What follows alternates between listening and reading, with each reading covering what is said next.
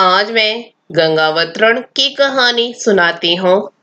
कहानी सुनाने से पहले मैं आप सभी को ये बताना चाहती हूँ कि हमारी दो चैनल और भी हैं। मधुर भजन और आरती के लिए मन रखियो और डेली जनरल नॉलेज के क्वेश्चंस के लिए लर्निंग बाय डूइंग। इन दोनों के लिंक डिस्क्रिप्शन बॉक्स में दे दिए हैं, एक बार आप जाकर देखिएगा जरूर। अब मैं कहानी सुनाती हूँ। अगर आपको अच्छी लगे तो लाइक शेयर सब्सक्राइब जरूर कीजिएगा। प्राचीन काल में अयोध्या में सगर नाम के राजा राज करते थे। उनकी दो रानियां थी, केशनी और सुमति।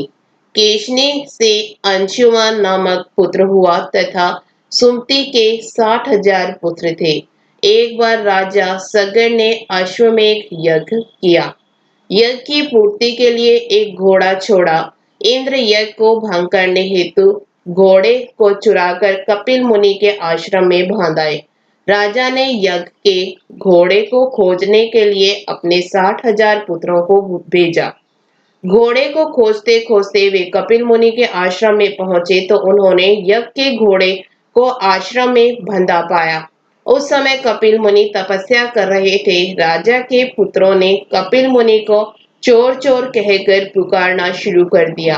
कपिल मुनि की समाधि टूट गई और राजा के सारे पुत्र कपिल मुनि की क्रोधा अग्नि में जलकर भस्म हो गए।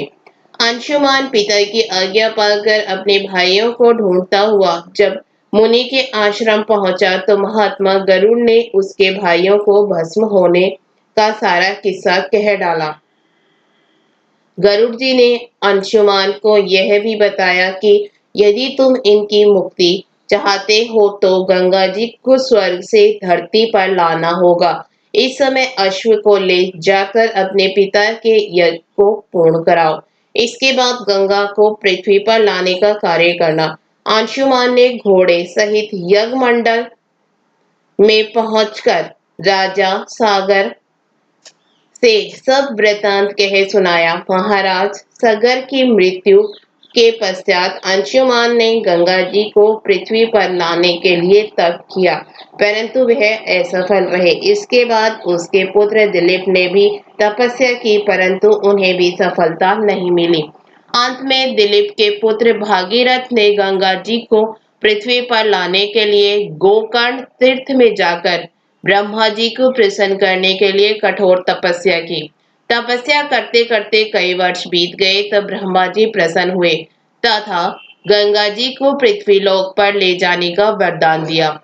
अब समस्या यह थी कि ब्रह्मा जी के कमंडल से छूटने के बाद गंगा के वेग को पृथ्वी पर कौन संभालेगा।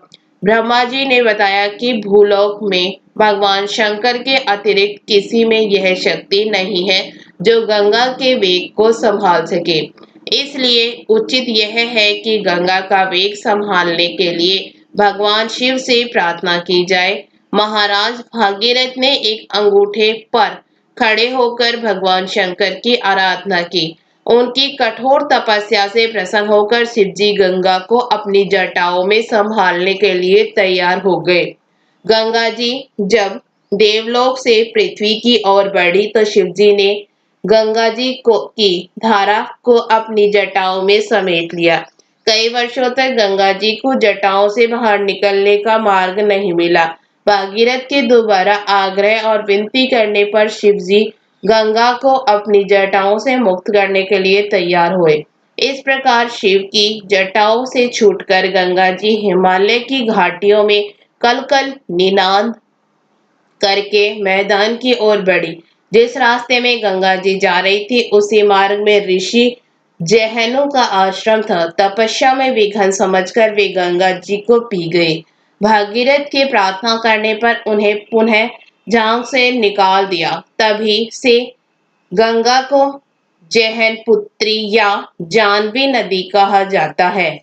इस प्रकार अनेक स्थलों को पार करती हुई जानवी ने कपिल मुनि के आश्रम में पहुंचकर सागर के 60,000 पुत्रों को भस्म अश्वमेध को तार कर मुक्त किया। उसी समय ब्रह्मा जी ने प्रकट होकर भागीरथ के कठिन तप तथा सगर के 60,000 पुत्रों के अमर होने का वर दिया तथा घोषित किया कि तुम्हारे नाम पर गंगा जी का नाम भागीरथी होगा।